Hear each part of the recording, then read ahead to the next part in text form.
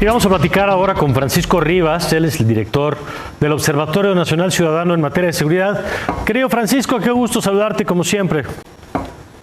Mario, siempre es un gusto saludarte. Feliz domingo. Igualmente. A ver, platicamos en el bloque anterior, Francisco, que existe esta percepción de pérdida de gobernabilidad, donde el retiro del Estado se ha traducido en la ocupación del territorio por parte de diversos grupos, y por eso esta semana tenemos desplazados en Guerrero, autodefensa en Michoacán con los aguacateros, o en Chiapas también con el tema de los desplazados. Tenemos la violencia que está en Zacatecas, San Luis Potosí, en fin. Y la primera pregunta que yo te quisiera hacer es si esto que estamos viendo es una escalada o es algo que venía ocurriendo de la misma manera, pero ahora le estamos poniendo más atención.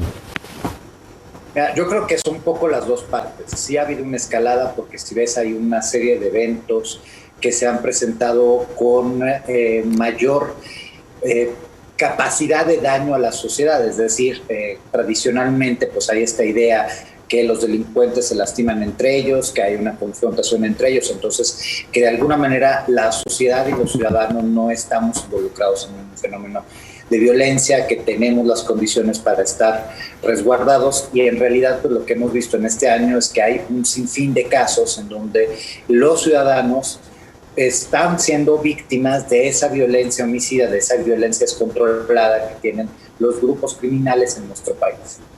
Dicho esto, también hay una realidad que es la poca visibilidad que ha tenido el tema de seguridad en esta administración. Han habido casos tan graves como el de Ayotzinapa, en esta administración no se habla de ellos. Han habido violaciones a derechos humanos tan graves como las que tuvimos, o todavía más graves de las que tuvimos en los sexenios de Calderón y Peña, y se ha hablado poco de ellos. Las pasadas elecciones fueron las más violentas de la historia, a pesar de que el periodo entre pre-campaña y campaña fue más corto, y tampoco se habló suficientemente de ellos. O sea, situaciones de descabezados en Tijuana o situaciones de incendio de casillas en algunas partes del país, aunque fueron casos mínimos, no fueron reportados con la misma puntualidad con la que se vislumbraron en 2018. Sí. Yo creo que sí hay un ejercicio, a partir de las elecciones fue más fácil poder visibilizar estos casos, pero también hay un tema de escalada progresiva, y esa escalada tiene que ver con el repliegue también del Estado. Si tú volteas a ver la distribución de la Guardia Nacional y la distribución de las fuerzas federales, su distribución en el territorio no garantiza la gobernabilidad. Su distribución en el territorio no garantiza que se esté aplicando la ley. Nosotros tenemos una serie de observatorios, 33 observatorios a nivel nacional distribuidos en estados y municipios.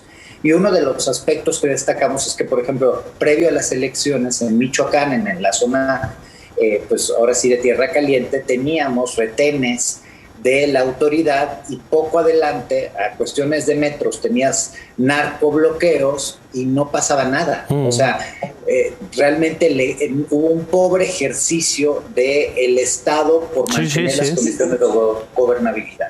Oye, ¿y cómo estás viendo la respuesta? Porque empezamos a escuchar otra vez términos como autodefensas, hace poco en Michoacán con el tema de estos grupos de los aguacateros, ahora lo escuchamos otra vez con el tema de Chiapas, y se habla de pacificación desde el gobierno federal.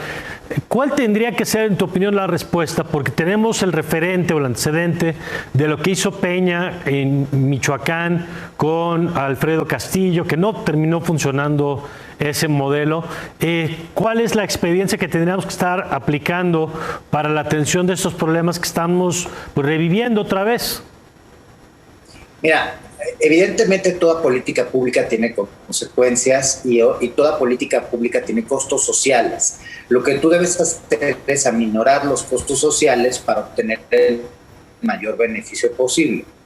Tuvimos una guerra contra el narco que nos dejó miles de muertos, que dejó una desestabilización de los grupos delictivos, y que si hubiese habido una continuidad en esa política, probablemente otras cosas hubieran pasado. Eso no quiere decir que haya sido una política plenamente exitosa, precisamente por los costos sociales que tuvo, aunque efectivamente logró disminuir los delitos. Hacia el final de la administración de Calderón vimos descensos que se mantuvieron pues prácticamente casi 5 años, los descensos en materia de violencia, y entre los últimos 2 de Calderón y los primeros 3 de Peña, pero pues evidentemente si tú no sigues invirtiendo en las fuerzas federales, no sigues invirtiendo en la seguridad, no sigues invirtiendo en la justicia y las fuerzas locales, evidentemente esto no alcanza.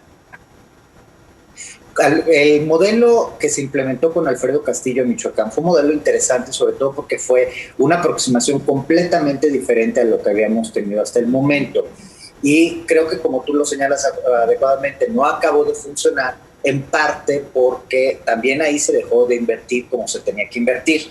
Recordarás que cuando se crean estas policías comunitarias, sí, que dejan de ser autodefensas, se les indicó a las policías comunitarias. No hubo unas policías que estuviesen, que fuesen las indicadas para lo que el país necesita, que no fueran instituciones, personas que participaran en instituciones con todos los requerimientos necesarios, desde la formación hasta los controles de confianza.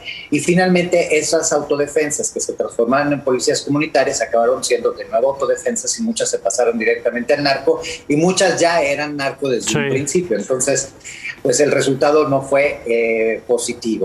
Y hoy una de las cosas que habla el presidente es la pacificación y el enfrentar a través de sistemas diferentes. La verdad es que en los hechos nada ha cambiado. Seguimos en una situación en donde la autoridad, cuando quiere hacer algo, necesita confrontar a los delincuentes. Y no es que pues lo tenga que confrontar nada más por voluntad. La ley mandata a la autoridad a hacer respetar la ley. O sea, no es si quiero o no quiero, es obligación del Estado. El problema es que en esa narrativa confusa las fuerzas federales sí están replegadas porque no hay una claridad de qué esperarnos. ¿Qué deberíamos estar trabajando? Deberíamos estar pegando a los recursos de los delincuentes, a los decomisos, a fortalecer nuestras aduanas para que no ingresen armas y efectivo desde los Estados Unidos o armas desde el sur o desde otros puertos, que no entren los precursores químicos para las drogas, que bloqueemos el tráfico y la trata de personas, que combatamos la piratería. Y la verdad es que en tema de delitos federales, nuestro gobierno sí se encuentra sin hacer nada. Ahí me llama mucho la atención que en un contexto donde caen los decomisos, cae el combate a la piratería, cae el combate al tráfico y la trata de personas, cae el combate a los precursores, cae el combate a otros delitos federales, el gobierno presume que hay menos carpetas de investigación, pues sí, porque nadie está investigando. Claro.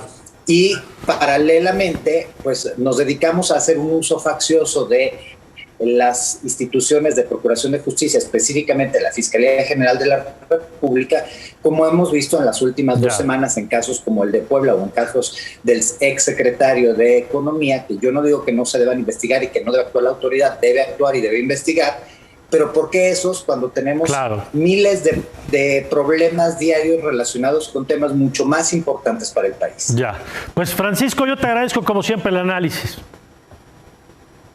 Yo los invito a que se metan a nuestra página. Tenemos un documento que les puede interesar que se llama La Estrategia de Seguridad.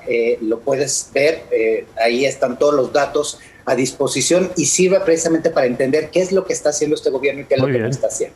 Perfecto, lo checaremos como siempre. Gracias, Francisco. Francisco Rivas, director del Observatorio en materia de seguridad.